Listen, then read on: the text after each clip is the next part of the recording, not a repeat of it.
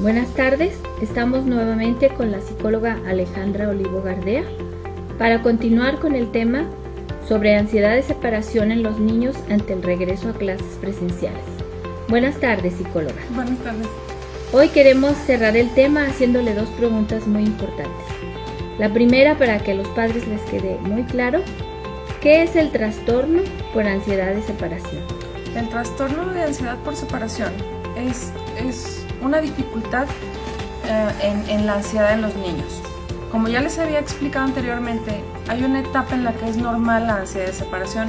Esto consiste de los 5 o 6 meses hasta aproximadamente los 3 años de vida, en donde la ansiedad de separarse de los padres va cambiando de una ansiedad total a una ansiedad que puede manejarse y después se convierte en una separación sin ansiedad.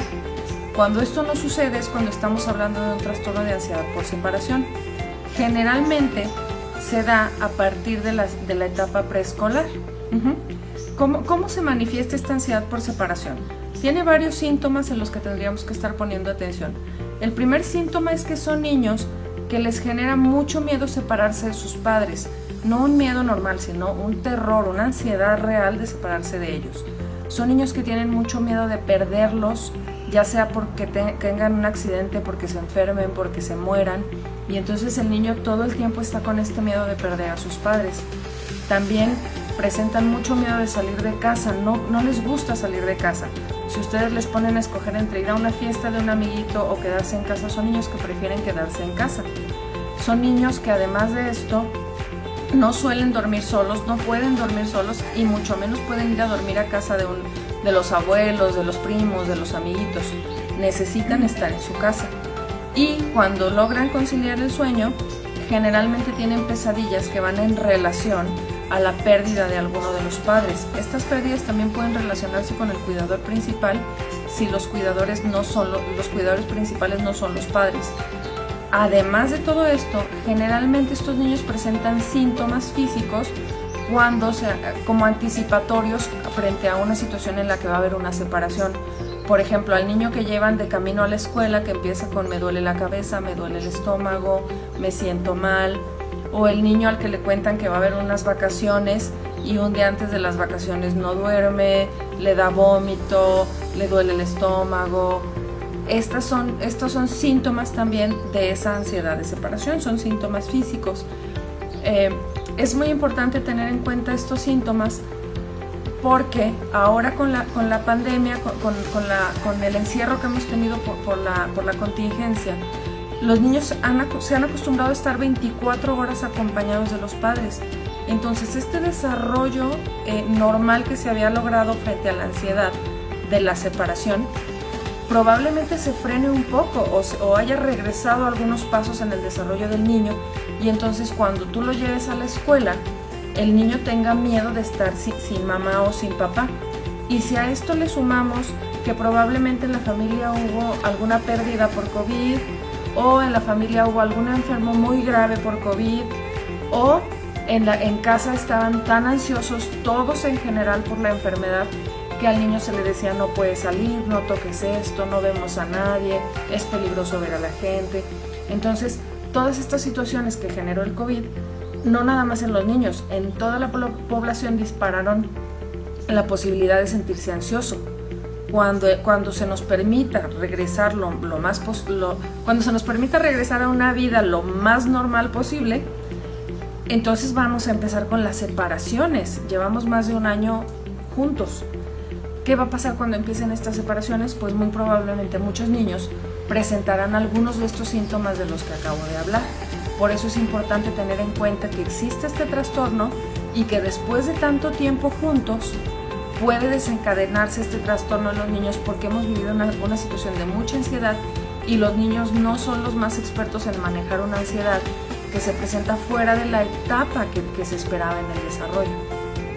Bien, muy bien, pues creo que para los padres ya queda claro en qué deben poner atención en relación con este trastorno. Así. Pero ahora nos gustaría que nos dijera qué podemos hacer los padres de familia para ayudar a nuestros hijos a superar exitosamente esta situación. Claro, Bueno, lo primero y lo más importante que yo siempre le digo a los papás de mis pacientes es: habla con claridad a tus hijos. No les inventes, no les mientas, porque el hecho de que sean pequeños no quiere decir que no sean inteligentes. Entonces, si vas a hablar del COVID, háblales con claridad, busca videos específicos para niños que hablen sobre el COVID, sobre cómo deben cuidarse, sobre las precauciones que hay que tener, el uso del cubrebocas, todo este tipo de situaciones.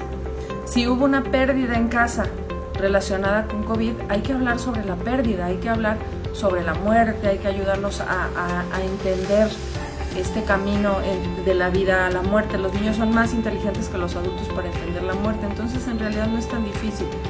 Si hubo algún enfermo grave, hay que enseñarle y hay que explicarle cómo este enfermo va mejorando, cómo este enfermo va recuperando la salud y qué pueden hacer ellos como niños para ayudar a este familiar que está recuperando la salud. Ese es, yo creo, que el primer punto. Háblales de lo que realmente está pasando con la verdad. Pero primero infórmate antes de hablarles con la verdad. Y depende de la edad de tus hijos, es la información que puedes manejar y el nivel en relación a lo que les vas a hablar, ¿ok? Pero cuando ya tienes la ansiedad presente en tu casa, ¿qué es lo que debes hacer? Esto es como para prevenirla.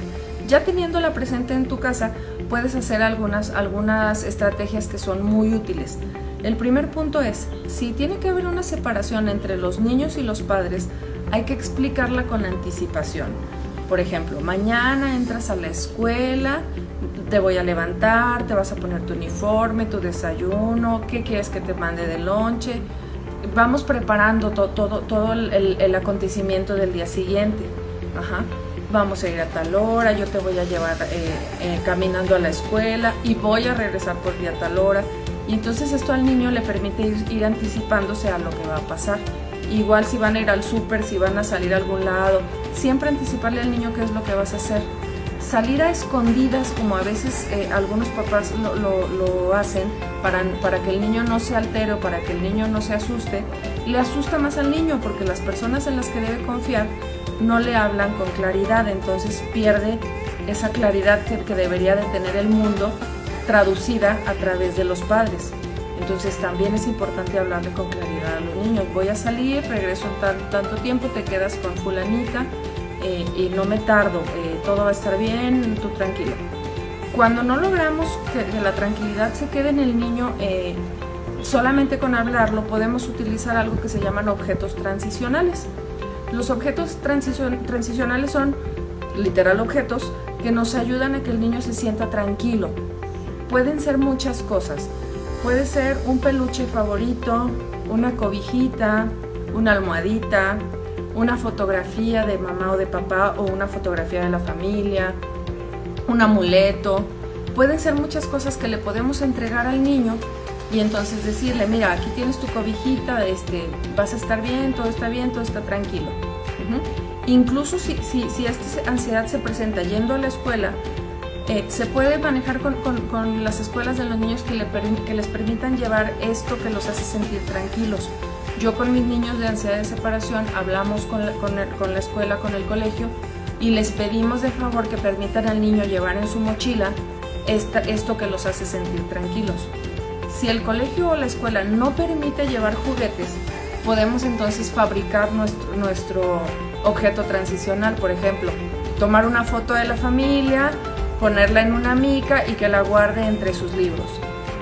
Otro ejemplo pudiera ser, si la mamá tiene alguna cadenita que al niño le hace sentir tranquilo porque le recuerda a ella que mamá se la preste, hacer una pulsera entre los papás y el niño y que el niño la lleve, pero que sea algo que al niño le represente la compañía de los padres.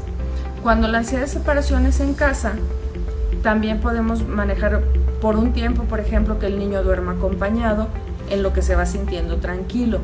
Yo lo que sugiero siempre a los papás es que cuando un niño no está durmiendo tranquilo por ansiedad de separación, que de inicio se queden a dormir con él toda la noche, después lo acompañen a quedarse dormido en la misma cama y se retiren cuando el niño ya concilió el sueño, por ejemplo, una semana. Y después acerquen una silla a la cama del niño y mientras él se queda dormido, papá o mamá estar sentados junto a su cama, que él sepa que cuando él concilie el sueño, sus papás se van a retirar. Y lo siguiente es acostarlo e ir a revisarlo cada cierto tiempo. ¿Cómo estás, mi amor? ¿Cómo te sientes? Y retirarse. Obviamente este proceso de la ansiedad de separación en la noche durante el sueño no se logra la separación en una semana. Tarda un par de meses probablemente porque tiene que ir al ritmo del niño. Si ustedes lo intentan hacer de tajo, lo único que se genera en el niño es mayor ansiedad, porque entonces está asustado de en qué momento me quedo dormido y se van a ir. Ajá. Entonces por eso hay que hacerlo paulatino y al ritmo del niño. Creo que en cuanto a estrategias, estas serían las más recomendadas.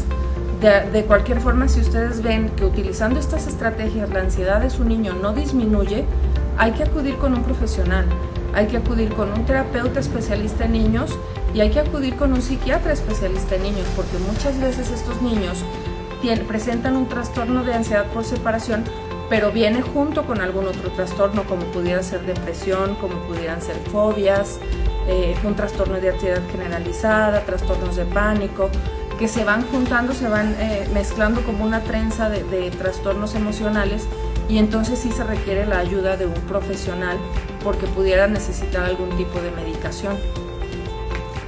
Bien, pues creo que queda bastante claro lo que es el trastorno, en qué síntomas debemos los padres estar atentos y qué es lo que podemos hacer.